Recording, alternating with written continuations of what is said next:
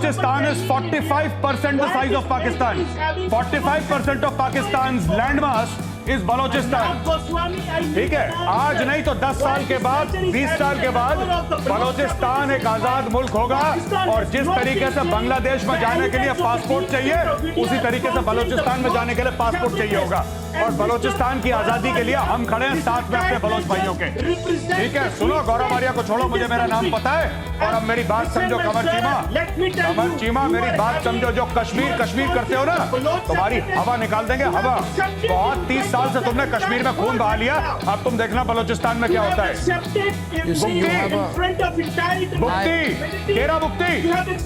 ڈیرا بکتی میں کون سا ایڈریس چاہیے بولو؟ ڈیرا بکتی میں کون سا ایڈریس چاہیے بتاؤ؟ مینگل, کس کا نمبر چاہیے, کون ہے بولو مجھے.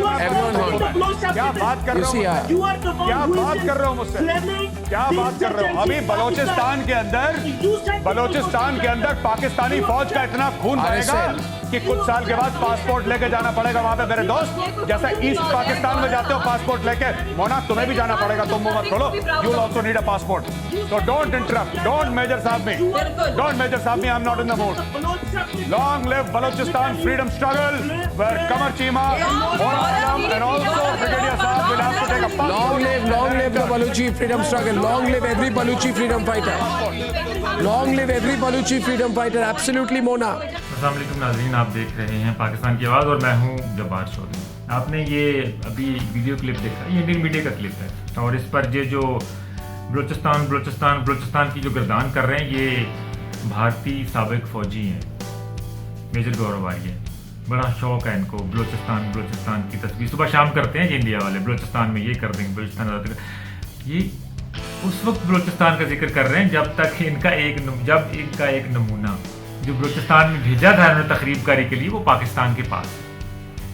کلبھوشن یادو کی بات کر رہا ہوں, ان کو بھول جاتا ہے وہ کہ بلوچستان میں بھیجا تھا نا انہوں نے, بلوچستان میں تقریب کاری کے لیے, بلوچستان کو علیحدہ کرنے کے لیے, بلوچستان کو آزاد کرانے کے لیے یہ کلبھوشن یادو کو بھیجا تھا انہوں نے. اور وہ اس وقت پاکستان, میجر صاحب کلبھوشن یادو پاکستان کے پاس ہے, اور سب کچھ بک چکا ہے جو کچھ وہ کرنے آیا تھا, اور ہم نے آپ کے لیے وہ تحفہ سنبھال کے رکھا ہے. ایک تو وہ یاد رکھا کریں, اور دوسرا یہ جو ابھینندن ہے, یہ صبح شام آپ کو پیغام دیتا رہتا ہے کہ stay home stay safe, stay home stay safe. اس کی بات پہ کان نہیں دھرتے آپ. آیا تھا نا, بھیجا تھا آپ نے پچھلے سال فروری میں. کیسا تحفہ واپس کیا آپ نے وہ کیا وہ فلمی ٹرمنالوجی سے لے کے آپ ایک تو بالی ووڈ سے بہت متاثر ہے.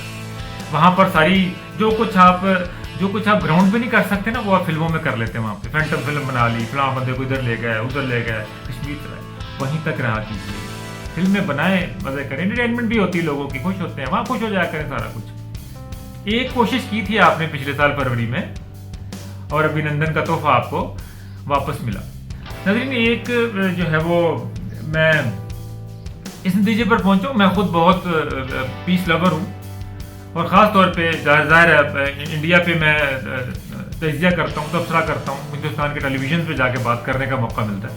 میں خود بہت پرو پیس ہوں, بڑا ایڈوکیٹ کیا پیس کو, تعلقات, اور پاکستان نے بھی ہر کوشش کر کے دیکھ لی, بڑی کوششیں کی پاکستان کی. جو نئی نسل ہے, شاید یہ جو ٹویٹر جنریشن ہے, جو سوشل میڈیا کی جنریشن ہے, یہ شاید ان کو اتنا پتہ نہیں ہے, اتنا کنسرن نہیں شاید ان کا کہ پاکستان نے کتنی ایفرٹ کی ہے ہندوستان کے ساتھ تعلقات نارملائزیشن کرنے کے لیے, کشمیر کے ایشو کو حل کرنے کے لیے. میں آپ کو چند مثالیں دیتا ہوں جو ریسنٹ پاسٹ میں, تاکہ آپ کو پتہ چلے کہ ہم نے کتنی کوشش کی ہے.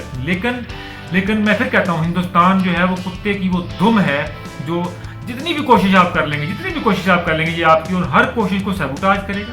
ہر کوشش کو سیبوٹاج کر کے آپ کو وہیں پر لا کھڑا کرے گا. دوبارہ سوچنے کا موقع ملے گا, آپ کو دوبارہ سوچنے پہ مجبور کرے گا کہ نہیں, یہ بات چیت سے مسئلہ حل نہیں ہوگا, یہ مسئلہ بات چیت سے اور خراب ہوگا, ان کے حوصلے اور بڑھیں گے. میں آپ کو آخر پہ بتاؤں گا کہ انہوں نے تازہ حرکت کیا کی ہے, پھر ایک وہ بھی مزموزہ کا خیز ہے, میں آپ کو اس کو بتاؤں گا کہ آج کس بات پہ یہ بھارتی چینل سارے جو ہے نا وہ خوشیاں منا رہے ہیں, وہ بتاؤں گا آپ کو لاسٹ. میں آپ کو بتاتا ہوں, پاکستان میں بہت ساری کوششیں کی. پرویز مشرف کا دورہ آپ کو یاد ہے, آگرہ تک چلے گیا, وہاں پہ معاہدہ ہونے والا تھا. آخری دن 3 دن مارے, آخری دن کوشش کر کے دیکھ لیجیے, تمام تر شرطیں بڑی, ہم جن کے کہا جاتا ہے کہ تاریخ میں जो पाकिस्तान का जो है ना वो सबसे लीनियंट तरीन यानी सबसे नरम तरीन जो स्टांस था कश्मीर पे वो परवेज मुशर्रफ के दौर में उस वक्त था, और वो किसी नतीजे पे पहुंचने वाले थे मसला कश्मीर के हल के लिए, और पाकिस्तान को बहुत कुछ उसके बारे में गिव अप करना पड़ेगा। इसके बावजूद पाकिस्तान ने बहुत कुछ कुर्बान किया उसमें, उस मुआहदे में। अगर आपको मंदरजात उसको अब्स्ट्रैक्ट पढ़े तो आपको पता चलेगा कि पाकिस्तान की हक में शायद डील ना होती, लेकिन फिर भी पाकिस्तान परवेज मुशर्रफ एक आखिरी हद तक गए ताकि हिंदुस्तान के साथ ताल्लुकात नॉर्मलाइजेशन हो जाए, कश्मीर का मसला किस तरह हो जाए ताकि खित्ते में पीस आ जाए। लेकिन ये अमन भारत को ना पसंद है, ना गवारा है, और ना ही उनको सूट करता है। इसलिए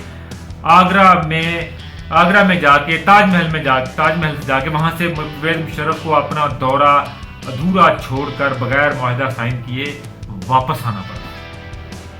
कितनी बड़ी कोशिश थी, आप शायद भूल गए, लेकिन हम नहीं भूले। इसके बाद आगे आ जाए, गिलानी ने पीपल्स पार्टी के दौरे हुकूमत में ऑल आउट ऑफर की, मिस्र में शर्म शेख में मनमोहन सिंह के साथ जाके मुआहदा किया। शर्म शेख में मनमोहन सिंह के साथ पीस डील की, वहां पे जाके बड़ी हद तक ली, वहां पर बात हुई, अच्छी गिलानी से मुलाकात हुई, तय पा गया सब कुछ। जो ही मनमोहन जी वापस आए यहां पे फिर इंतहा पसंदों के हाथे चढ़ गए और आते ही मुकर गए, नहीं फोड़ किया। मनमोहन सिंह भी वापस आए, और फिर नवाज शरीफ की कोशिशें किसको याद नहीं। नवाज शरीफ ने यहाँ पे कोशिशें की, मोदी से मुलाकात तक की, उनके हलफ बर्दारी में चले गए, ठीक है। वो भी यहाँ पे इनकी नवासी की शादी इनकी सालगिरह पर आ गए। नवाज शरीफ ने जो है वो अपने घर में यहाँ पे बदनामी मोल ली, मोदी का यार गद्दार के नारे तक लगवा लिए ताकि इस खिते में अमन आ जाए। इतनी कोशिशें कर ली, लेकिन क्या हुआ, हर चीज को सबूटाज किया।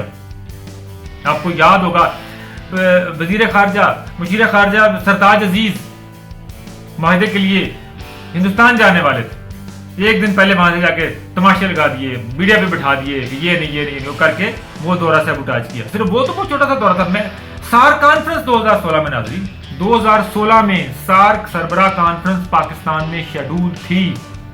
पाकिस्तान ने तमाम इंतजाम कर लिए। नवंबर में सार्क कॉन्फ्रेंस होनी थी, पाकिस्तान ने तमाम इंतजाम कर रहा था धक पाकिस्तान में। आपको याद होगा ये जो मर्सिडीज का केस बना हुआ नवाज शरीफ के ऊपर, मर्सिडीज मंगवाने का, ये गाड़ियां उस सार्क कॉन्फ्रेंस सरबराह कॉन्फ्रेंस के लिए आई थी। जब 7 मुल्कों के सरबराहों ने पाकिस्तान आना था बशमूल इंडिया, तो पाकिस्तान ने उनके सरबराहों को ये गाड़ियां दे के प्रोटोकॉल के लिए गाड़ियां ली गई थी।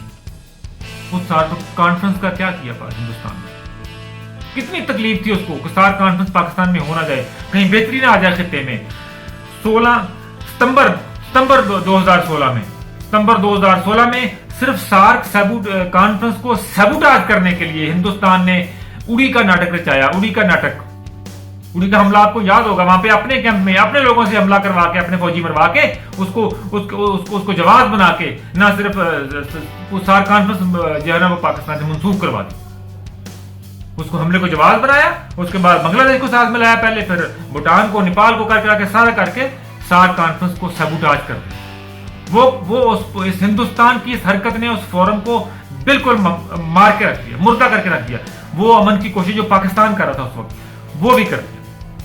ये 3-4 महीने मुशर्रफ से लेके नवाज शरीफ तक पाकिस्तान की तमाम एफर्ट आपको बताई हैं, लेकिन पाकिस्तान ने कॉन्फ्रेंस बिल्डिंग मेजर्स के लिए आउटस्टैंडिंग इश्यूज पे, जितने इश्यूज हैं पाकिस्तान के इंक्लूडिंग कश्मीर, सब पे कोशिश करके देख ली पाकिस्तान पुरअमन रहने की, करा के ताकि बातचीत हो, मुज़ाकरात हो, जितना हो, हमेशा मुज़ाकरात की दावत दी। लेकिन मैं फिर कहता हूं, इसी नतीजे पर पहुंचा हूं कि हिंदुस्तान एक कुत्ते की दुम है, जिसको जितना चाहे, जितनी देर चाहे आप पाइप में डाल के रखें, जब निकालेंगे टेढ़ी की टेढ़ी रहेगी। ये जब निकालेंगे यही बात करेंगे कि हम बलूचिस्तान को ये कर देंगे, हम जब आजाद कश्मीर को ये कर लेंगे। वो भाई करते क्यों नहीं, किसने रोका है? आजाद कश्मीर यही है। आओ ना जरा खुशबू लगा के जरा आपको दिखाते हैं आपको कि हम क्या कर रहे हैं आपके लिए। हाँ, और वो आज की बात, आज क्या कर रहे हैं?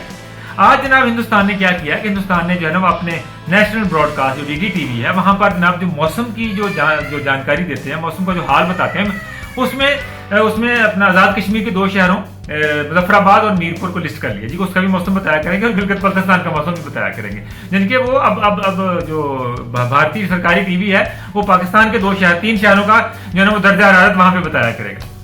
क्या हो गया भाई? हम तो श्रीनगर का दर्जा हरारत जो है वो जब से पाकिस्तान में टेलीविजन वजूद में आया, जब से महकमा मौसमियात बना है तब से बता रहे हैं। हम तो दिल्ली का दर्जा हरारत भी बता रहे हैं। तो आपका वो ख्याल आया ये करने का? अब तो श्रीनगर हमारी रगों में है, हमारे खून में है पाकिस्तान के। अब तो वहां का दर्जा हरारत उस वक्त से बता रहे हैं, और फिर ये दर्जा हरारत बताने से क्या क्या उखाड़ लेंगे, क्या हो जाएगा? बीबीसी पूरी दुनिया का बताता है, पूरी दुनिया पे कब्जा कर जाएगा। पाकिस्तान जिंदाबाद।